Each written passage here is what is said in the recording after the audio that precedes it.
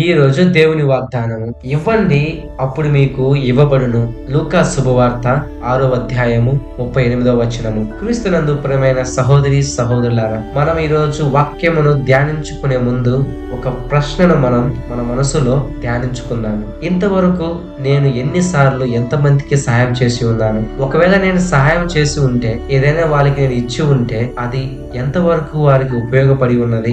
మనలో చాలా మందికి తీసుకునే స్వభావం ఉంటుంది, కానీ ఇచ్చే స్వభావము చాలా తక్కువ మందికి ఉంటుంది. ఆ స్వభావం నీకు కలిగి ఉంటే దేవునికి స్తోత్రములు. ఈ దిన వాగ్దానం మనకు ఏమి నేర్పిస్తూ ఉంది అంటే, నువ్వు ఎప్పుడైతే ఇతరులకు సహాయం చేయడం మొదలు పెడతావో, నువ్వు ఎప్పుడైతే ఇవ్వడం మొదలు పెడతావో, నీ దగ్గర లేకపోయినా ఉన్న దాంట్లోనే సర్దుకొని నువ్వు ఎప్పుడైతే పక్కన వ్యక్తికి కానీ, నీ స్నేహితుడికి కానీ, నీ బంధుమిత్రులకు కానీ, నీ సొంత తమ్ముడికి కానీ, చెల్లెలకు కానీ, అక్కకు కానీ, నీకు ఉన్న దాంట్లోనే ఇతరులకు ఎప్పుడైతే నువ్వు ఇస్తున్నావో, అప్పుడు దేవుడు నీకున్న దానిని వందంతులుగా ఆశీర్వదిస్తాడని ఈరోజు దేవుని వాగ్దానం మనకు తెలుపుచుంది. ప్రియులారా, మనం కొన్ని సార్లు ఎలా ఆలోచిస్తాము అంటే, ఒకరిని సహాయము అడగాలి, వారి దగ్గర నుండి నేను ఏదో ఒకటి పొందాలి అనే స్వభావంతోనే మనం ఎప్పుడూ ఆలోచిస్తూనే ఉంటాము. కానీ కొన్ని సార్లు మనం ఏం మర్చిపోతున్నాము అంటే, ఇవ్వడం అనేది మనం మర్చిపోతూ ఉంటాము.